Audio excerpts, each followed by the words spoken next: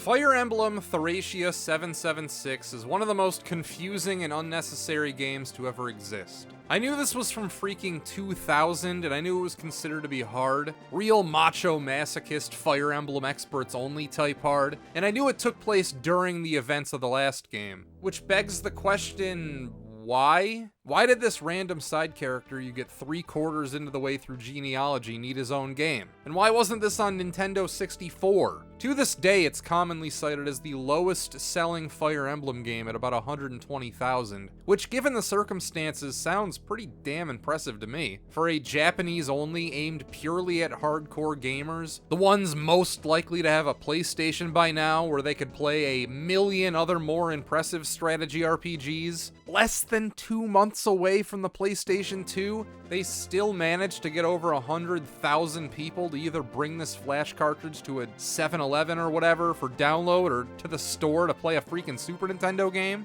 Then the series creator and director leaves the company, makes similar games, gets sued, and now Nintendo pretends like he doesn't even exist anymore. Strange circumstances all around. There's also the title, which sucks.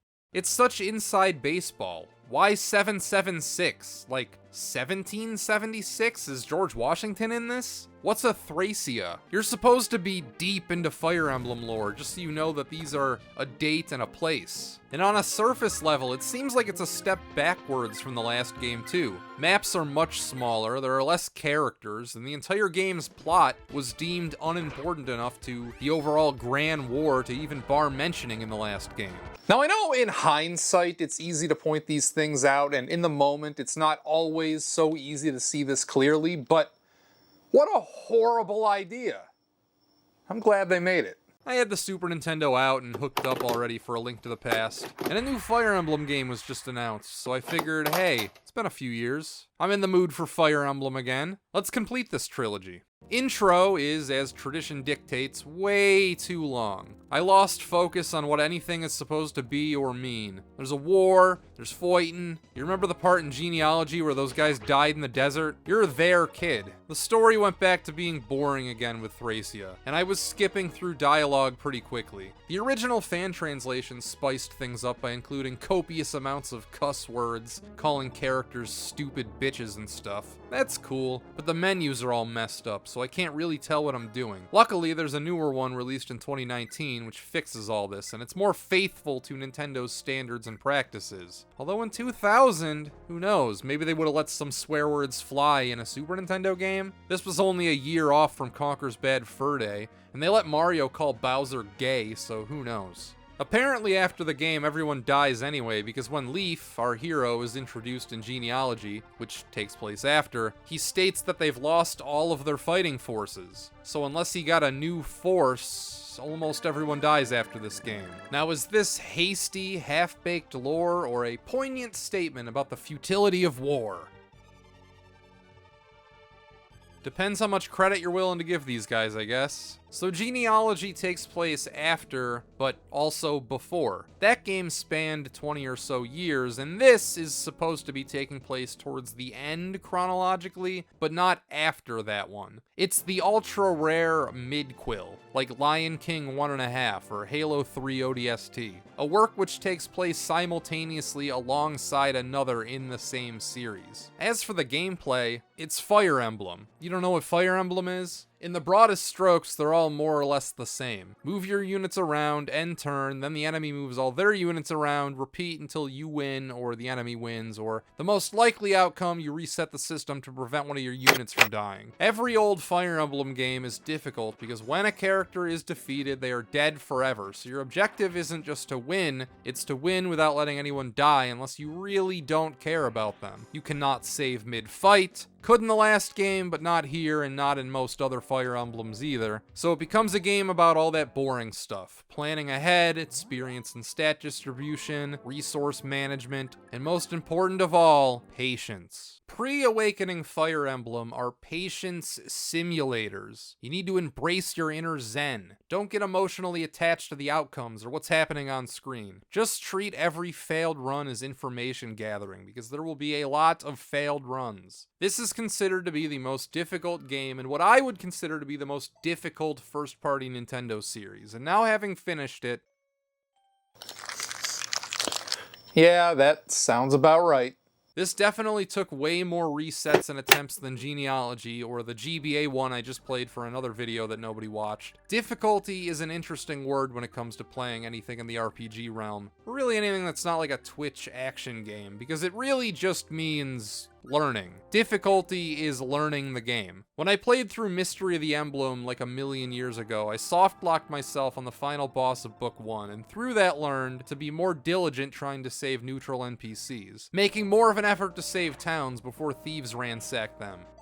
Not to allow treasure chests, or really any opportunity at any item get away, unless I already know what it is and are comfortable letting it go. Those lessons served me well, and as a result, I didn't have nearly as difficult a time in Book 2, or in Genealogy, or in the GBA self-title. However, this knowledge was not enough, or even close, in Thracia 776, because this game was consistently and constantly kicking my ass. I never got hard stuck or anything, but some of these chapters got ridiculous, and it took me almost half the game to figure out some pretty basic mechanics. They tried some really experimental stuff in this, most of which is not explained and cut against the player. Not everything, though. Items aren't the absolute worst anymore. If you remember, the last game made it so every character had their own inventory and money supply, and you're not allowed to transfer items from one character to another. There is a workaround if you sell an item to the shop and then buy it back with the desired character, but that costs money and everyone has their own, so it wasn't even guaranteed you would be able to do it. Can kind of see what they were going for. It's like everybody has their own stuff, ownership as a mechanic,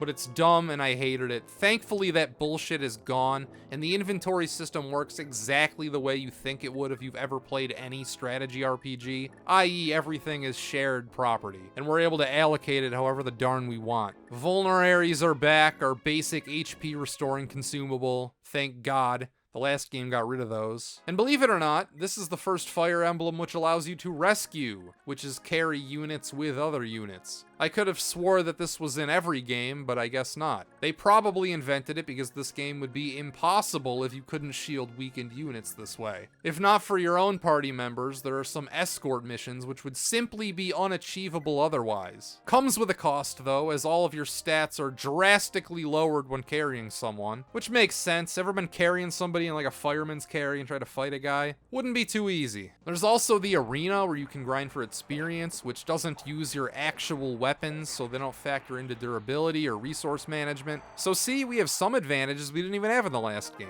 Thracia 776 can't be that difficult, but it is. First point I suspected this might actually be a bitch and a half to finish was early on when one of my healing staves missed. What? So that's just a thing that can happen now, huh? To be fair, this happens more early than later because it's some kind of stat-based. Not exactly sure which one, but if I had to wager, it's probably your stave's weapon level. And that's just one of many kooky quirks which make Fire Emblem Thracia 776 one of the more unique Fire Emblem games I've played. Here's a mission fairly early on, which I think serves as a microcosm of the entire game. It's blissfully short, which is amazing because I had to restart this about a dozen times before I got it right. The mission is a prison break. We start out with a thief and 2 capable fighters, but everyone else is locked up, so we need to use the thief character to break them out. But not only that, they had all their weapons and items taken away too, which are stored in treasure chests on the other side of the map. Love the idea, but here's where the BS begins. So we can carry our own units, but so can the enemy. They can just kidnap your army. See here? I'm ending my turn. It looks like these guys are all alone over here. The enemies are up top. But nope! During the enemies phase, someone spawns in the staircase, is able to move in the same turn, walks over, and steals one of my units. They're at full health, too. See these bars underneath them? That's HP. So I don't want this guy to get too far away, because I'd like to have my character back, so I build a wall, trapping him in there. Remember, I can't attack with most of these units, because they don't have weapons yet. So what does the CPU do? He just runs away with her. Unit escaped. She's gone. What the fuck just happened?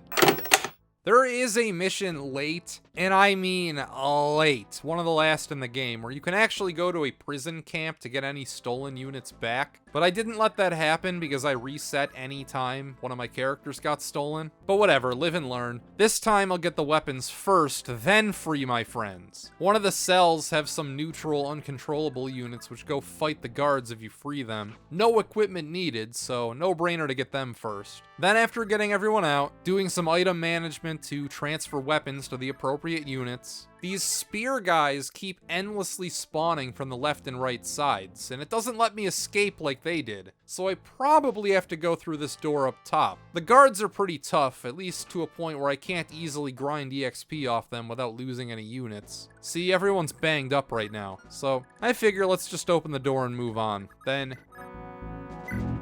bullshit. What a load of freaking bullshit. Of course, it's stuffed to the gills with guys primed to slaughter me. And at first glance, you might think that this is cheesable. If all I need to do is get to one of those glowing red squares, then why don't I just open up the door and have the main character run across the room before the enemy has a chance to move? Well, as an NPC conversation conveniently explains, every other unit needs to leave before leaf or else they get left behind. As if they're dead. You don't have them anymore. So we have no choice but to fight this room full of dudes. This mission actually wasn't so bad, I'm just using it as an example because it's simple and it's only chapter 4. The main reason why Fire Emblem Thracia 776 is so difficult is because you need to know what is going to happen before a battle starts to stand any kind of a chance of getting through without losing anyone. It's mandatory, because almost every single fight has some sort of gotcha ambush moment like this. Reinforcements being allowed to move the same turn they appear is this game's version of the Nelson Muntz ha. You end a turn thinking some area is safe, but ha, actually no, fuck you. Now you can get your units back by killing the enemy which captured them, but they lose all of their items, which in some instances is worse than losing the character. Of course, the mechanic works both ways though. You can steal enemies too, which at first I didn't understand the point of, but it's actually the most important new mechanic in the entire game, because this controls our supply of weapons and items. Fire Emblem games, most of them anyway, have weapon durability. Use any one sword or axe or whatever a certain number of times, and it breaks, so you can't use it anymore. It makes every special weapon a finite resource. While you can normally still buy basic wares in the in-between chapters or at a shop placed on the map, Thracia still has these to be fair, but they're rare. I counted, there are 35 maps in the game, 14 of them have a shop of some kind, and only 11 have weapons, including one super secret shop nobody would ever find without a guide, which I did not get. In between chapters, sure, you can buy basic iron gear, but that's butter knife bullshit by the time you're halfway through the game. Anything more substantial needs to be stocked up on ahead of time. Now that's not too bad on its own, but in this game, you get no money whatsoever for killing enemies. Nothing. You lose, good day, sir. You don't get any money for completing chapters or any story moments or anything. There's never a cutscene that's like, oh, Lord Leaf, we found the treasure room. Let's use this gold to buy some bitchin' ass weapons. No, instead you get gold by selling items, which you get by capturing enemies. While carrying one of them, you have to select trade with yourself. It's not completely intuitive, and I didn't realize this was an option for a while. Then, you get to take all their shit. So with their shit, you either keep it to use for yourself, or you sell it to the stores to get stuff that you actually want. This is our primary system of obtaining new weapons, by stealing them. But capturing is risky, because while attempting to do so, you don't try with a full strength attack. Instead, it's this shitty neutered capture attack. And in Fire Emblem, if you don't kill the guy on your move, 9 times out of 10 they hit back with a counterattack. And yes, this does mean if one of your units is captured, if you capture the enemy back, you can re-steal the items they stole from you, but the enemy was strong enough to capture you to begin with, so it's normally not the weak ones doing this. Now, capturing doesn't always work, and not all units are compatible. It has something to do with your constitution stat. If yours is higher than the enemy you're trying to take, it'll allow you to at least try most of the time, but not always. Most horse-mounted units seem to be good for this, and it actually gives a purpose to those big armor guys. These are in every Fire Emblem, and they usually kinda suck. Their defense is their highest stat, which makes you think that they'd be ideal for the front lines, but in most games they end up falling behind because they can't move as many squares as other units. So if they're meant to lead the charge, they can't really unless you walk purposefully slow behind them. This means that they get in less fights, meaning that they fall behind in experience, meaning that they don't end up being my better units. They're also weak as fuck to magic, commonly dying in one hit. Their avoidance sucks, which in Fire Emblem is just as, if not more important than your defense. So all in all, I would say that most of the time this character archetype just isn't worth it. But here, they have by far the highest constitution stat, meaning that if it is possible to capture an enemy, he's the guy to do it. Same with thieves. I'm usually not a big thief guy. They normally end up useless and weak on most of my teams, but here they have the steal command, which only allows you to take one item at a time, but it's better than nothing and it's less risky than going for a full capture because there's no risk for a counterattack.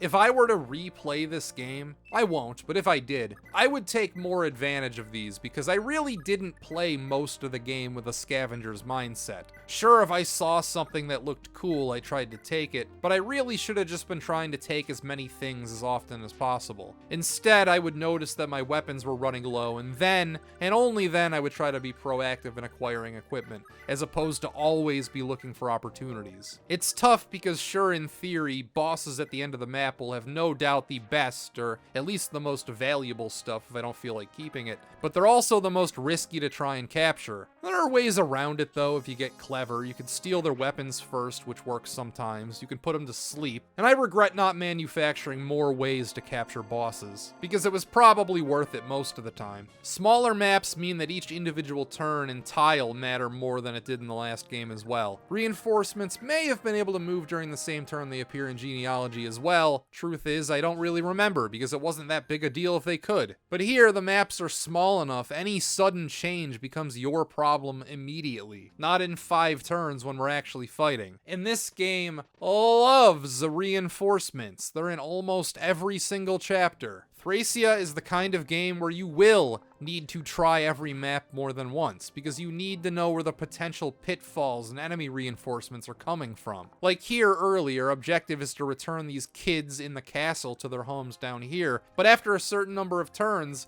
you would have to know that bandits are going to come to ransack these places, fucking everything up. Or in this one, where if your main character stops inside of this big empty room, all the doors shut and a long-range ballista appears and spawns on both sides. Any mission with Fog of War is super susceptible to this, because you don't know where anyone fucking is. We're traveling through a narrow valley, and these teleporting mages and Wyvern riders are capable of just swooping in and killing any unit they want, because they just hide out and spawn immediately 1 square into the darkness. It was a mess. Any weak links just weren't surviving. My white mage, who gets captured instantly without putting up a fight because she doesn't have any weapons, was a sitting duck unless I literally either picked her up, meaning I couldn't use her ever, or surrounded her on all sides. They purposefully spawn these reinforcements in the most inconvenient spots just to ruin my day. Though where there is bullshit for them, there is bullshit for me. Take this map. We start below these mountains here, and our objective is to make our way around to protect this church while endlessly spawning reinforcements keep coming from these forts at the top. There's 2 neutral units blocking just long enough for you to get there, but once your army is in position and the situation is under control, you can just camp out in the forests surrounding these forts. You get a defense boost for being in there, and they're forced to leave those forts to attack you. Free kills! It doesn't last forever, but it lasts a long freaking time. I was able to cheese this for about 40 minutes. It's an old game. There's always gonna be cheese. And if you're a hardcore Fire Emblem cheese connoisseur, I'm sure this game is trivial because you know how to bend it to your will. But this is about the best I can do. We're always struggling with the RNG gods too. Hit rates are never absolutes. Sometimes you or the enemy are randomly awarded a second consecutive turn, and of course stat growths are mostly random. This game introduced scrolls which allow you to funnel stats a little bit, but it's just shifting the odds to be slightly more in your favor. I still got plenty of level ups where their stats didn't improve at all, not even a 1-point increase. Or I got 1 in a stat that doesn't matter for that character. And if you get a shitty level up, depending on the person, that's cause for a reset right there. Status effects suck the big one, and they matter more here than I can remember in any other Fire Emblem. They always last the entire fight. Most common is poison, which isn't horrible, you only lose 1 or 2 HP a turn, but the other ones are all catastrophic. There's Sleep, Silence, and Berserk. The only way to cure any of these is with a hard-to-find 5-use staff. At least Poison has a consumable cure, but with these, the much worse ailments, I was just shit out of luck most of the time. Silence means that the character can't use magic, and of course the enemy doesn't waste their time unless they're cursing a character who actually relies on magic. Sleep puts your unit to sleep, where not only are they unable to move, all of their stats drop to 0, so they normally die in one fucking hit in this state. If you are lucky, the enemy will settle for capturing them, so at least you have a chance of getting them and their items back. And finally, Berserk, which is the worst, turns one of your own characters against you. Fun. Remember, every status ailment lasts the entire fight, so you can't just wait this out. If a berserk happens to any one of your characters and you can't heal it, they are as good as dead, if they don't take more of your units along with them. These statuses might not even be new, but like the reinforcements problem, I never noticed them before. It's amplified in this game because of the real final reason, I promise, reason this game is so gosh darn hard. Alright, I'm ending my turn, away from most of the enemies, there's nobody near me, and then what the fuck? How was I supposed to know the game was going to drop a giant meteor on my head? How? Ultra long range attacks dominate the entire second half of this game. Can mean spells like this, ballistas, or the dreaded status effect wands. These have no range limits. As soon as the fight starts, they're allowed to just completely fuck any one of your units. Hope you saved as many of those restore staves as possible, or else you're screwed. You're screwed! Once Mission 22 starts, every fight turns into status effect wars. Can you put the enemy mages to sleep or silence them before they're able to put the berserk status on you? I am incredibly lucky because I was so stingy using status and restore staves up until this point because I needed every last use I had. I had to wring these fuckers dry just to get by. Even in Chapter 22, I managed to get through it not by using any of these staves, by just dealing with it. I left almost half my army asleep or useless in the top corner out of the way, while I put up with one of the most bullshit chapters in Fire Emblem history. They went way overboard with the ultra range attacks here.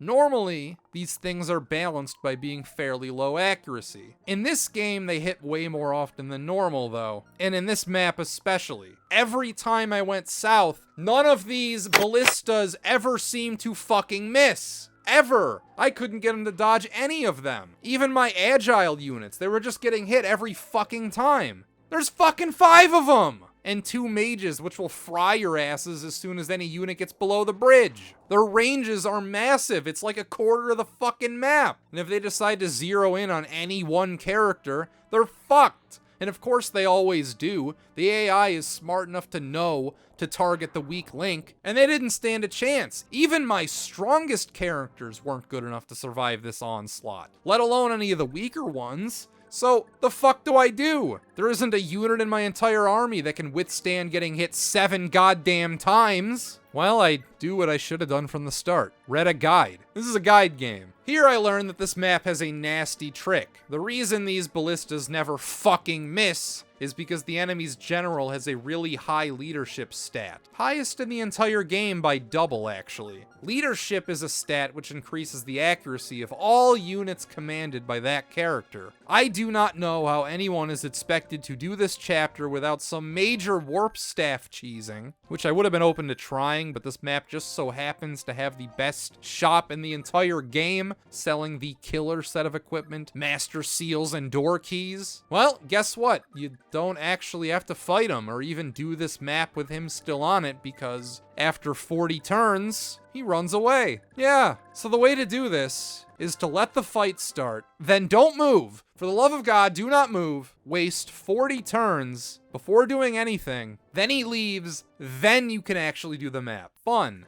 Gods above, the enemy is advanced this far. I haven't even moved. I have not moved one square. What's funny though is in the next chapter, he actually joins your army, but his leadership stat when on our team is cut by 70%. Joining ranks with you means that he's 70% less as good a leader. Thank you, Tharsia776. Very cool.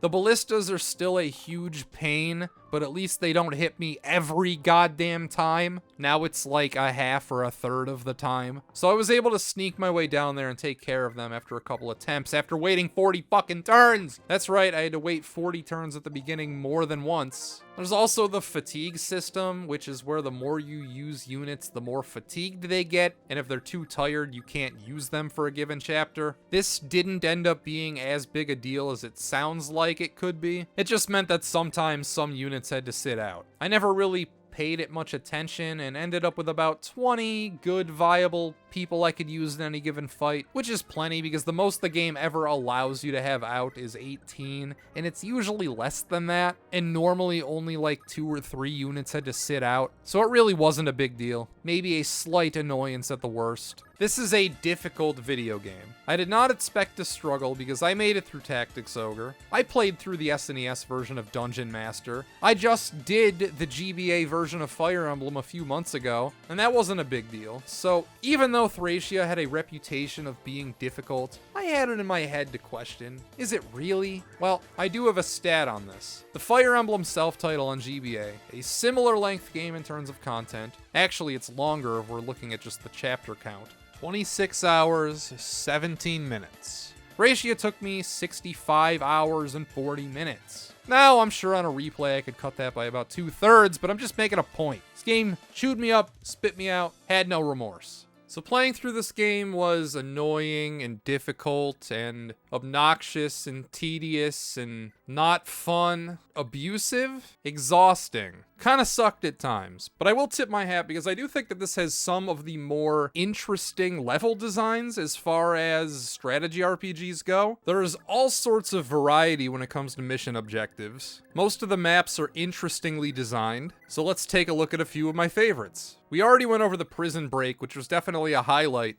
but escaping from this actually lasts quite a few chapters. That was chapter 4. In chapter 5, it's interesting because there's a big hole in the middle of the map, which is basically like a giant scripted sequence you don't have much control over. You can move the 2 units around, but it always ends with one of your units being turned to stone, regardless. The rest of the map is like a giant circle just kind of going around this. There's a couple treasure chests you can go out of your way to get if you feel like fucking with this mage. And this early on in the game, you really shouldn't be scared off by any one particular enemy, so I'd say go for it. At least that's what I thought at the time. Because the next mission, chapter 6, it's actually super simple to just go down the right side here, go through a couple doors and leave. So you can finish the chapter really easily, but you want to go to all these houses to get a bunch of items. And you definitely want to spend time going to the shops as these are the first ones in the game. But this chapter is on a timer because after a certain number of turn, this guy named Galzus shows up and completely, absolutely just fucking wrecks shop on anybody he comes across. He is a destroyer of worlds. He is an end game power level enemy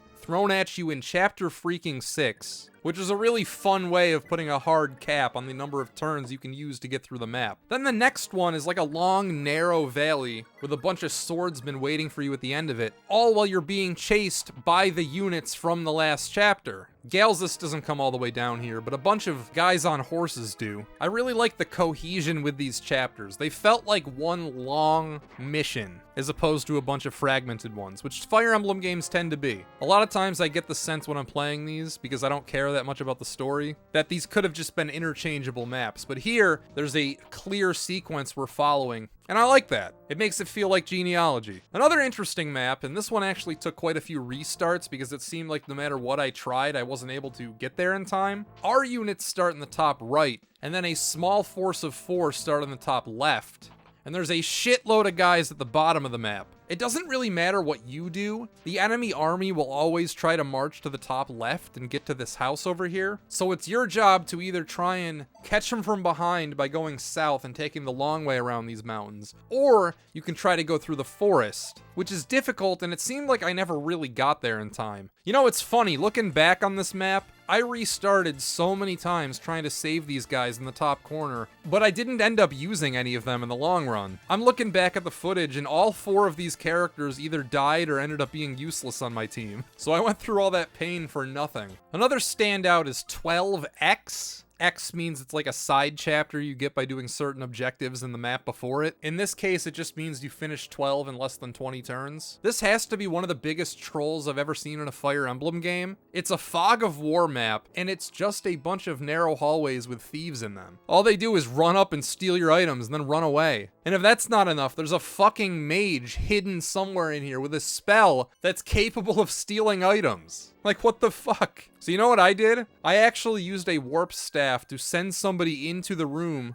and kidnap her so she couldn't steal my shit. It's a worthwhile chapter though, because you can recruit the boss, and he's a pretty good unit. Chapter 14 is incredible. You're in this giant city, and you just have to hunker down and defend it. At first, it seems like there's only 3 points to defend, but the enemy can actually break down sections of the wall, meaning you need to worry about more spots. Reinforcements spawn wave after wave every single turn, and they never stop coming. And then after a certain number of turns, the chapter just ends. But not before these seemingly neutral. They're green, so they should be neutral, but they're really just out for blood. These guys fucked me up, and I didn't expect them to appear, but you only need to deal with them for a couple turns, so if you just stay close to the castle up top, they won't actually get to you. There are also chapters which split up your army, and there's no way to change the map placement of your units in this game. It's kind of just a roll of the dice. You choose all the units you want to deploy, and then the game tries its best to split them up into equal teams, but it doesn't always do a great job. The first chapter like this is 18. Half your units are to the left, half are to the right, and this chapter's a freaking mess. It's supposed to be some kind of puzzle where you see these kids on the left side. You need to escort them to talking to the people in the middle of the room, these big armor guys. Each of them correspond to a kid, and then once the kid talks to them, they become neutral. And then if you're able to pacify all of these guys, you're able to recruit the boss. But this has to be one of the most borked missions in Fire Emblem history, because the armor guys in the middle are still hostile to the kids that don't belong to them. So unless you've been saving an unholy amount of sleep staves, and don't mind just wasting them all here,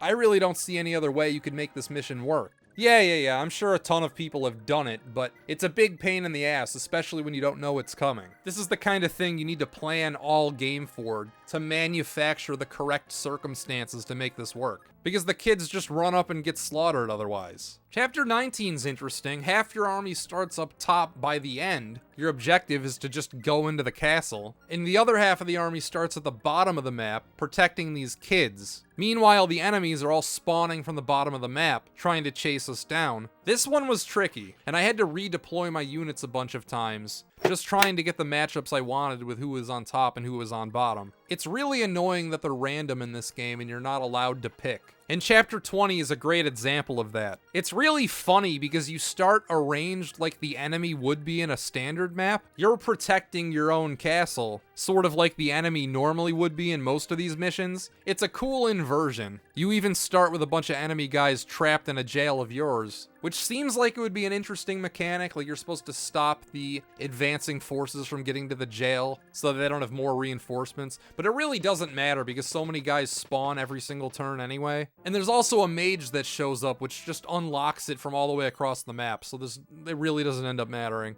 Neat idea, but I ended up just moving everybody into the same room anyway and worrying about 2 choke points. Then there's Chapter 24, which splits your forces up into 3 separate armies. And this time, they don't even intersect. The map has 3 completely separate tridents with no overlap. So if you want to transfer a unit from one to another, you have to use some kind of warp staff, which I had to do a couple of because there are also doors you gotta unlock. This is the map where Galzus makes his grand return. The guy who would fuck up your party earlier, remember? After a certain number of turns he spawns and just wrecks shop. Well, you can recruit him in this map, and on your team he's just as strong as he is as a boss. He's the strongest unit in the game, at least he was on my army. This guy's a fucking destroyer of worlds. It's a shame you only have him for a couple of fights. And it's a shame I didn't keep alive the only character which is capable of unturning Evil back from stone. Remember in Chapter 5, the character which is turned to stone? There's a staff in this map in Chapter 24 which turns her back to normal, but only one character in the game can use the staff, and I didn't have her. I don't know if I didn't recruit her or if I just let her die. I have no idea, but I didn't have her, which sucked. But oh well, it was just one last chapter I had to do. Then the final fight is interesting because your party is split up into 6 different sextants now, but at least the map connects. The only annoying thing about this is all the enemies are behind locked doors, so if you don't have a thief or door keys, then you're kinda screwed. It's pretty easy otherwise though, because I completely emptied the tank. I was using my berserk staves, and the last chapter is an amazing place to stock up on staves because there's this little room right here that's just a whole bunch of mages whose job it is to fuck with you. But if you're able to get some units of your own in there, it's like a rooster in a chicken coop. You just go frickin' crazy, just stealing everybody's shit. It was awesome. I was berserk staffing the enemy bosses, putting people to sleep. Galzus absolutely annihilates these guys guarding the final boss, and then the final boss himself. This whole last mission was like one big victory lap. Didn't have to worry about people dying because it's the end of the game anyway, so who cares? Got to just use all my shit and let loose. Fire Emblem Thracia 776. Not this game, this is Fire Emblem 3. The real one is way too expensive to buy. Is one of the more complicated games I've had to sort my feelings out about, because on one hand, it's a frustrating, hard piece of shit, but on the other, I can't say I didn't enjoy making my way through it. It's a really demanding game. It requires you to really dig under the surface, a layer lower than you normally do to get through your average game. You almost have to understand this game at like a low-level speedrunners type. You need to get onto it, like not like a world record speedrunner, just somebody who's doing it for fun. You'd have to like dig in to get anywhere in this game. It's much more demanding than your average, even Fire Emblem game, and I would say that like all Fire Emblem games are at least somewhat demanding. So, I will say, if you're gonna play a Fire Emblem game on Super Nintendo, don't play that one. That one sucks. At least compared to the other two. You've got Genealogy: The Holy War, which is this grand, epic in scope adventure where you definitely don't have to dig in nearly as hard as you do in Thracia. It is the kind of game you would expect from like a modern perspective, where you can just keep playing through. It's really hard to screw yourself over, and if you're paying attention, you'll get through it just fine. It's really big, the story's worth paying attention to. That was a fantastic game. It was really high on my top 100 Super Nintendo games list, and I stand by that. And if I had to rank Thracia somewhere in that list, it would definitely go lower than Genealogy. But, with all that being said, it definitely has its own niche. If you want to really zero in and focus in on really intricate map designs, and you want to have to learn a lot about a game to get anywhere, if you're that type of obsessive, then you'll probably enjoy Thracia more than you'll enjoy Genealogy. But for me, I'm really not that type of guy, so all in all, I liked the game, but I don't think I liked it nearly as much as Genealogy. So, that's all I got. Shout out to the patrons, shout out to you for watching. Never trust anyone who needs a haircut. Goodbye.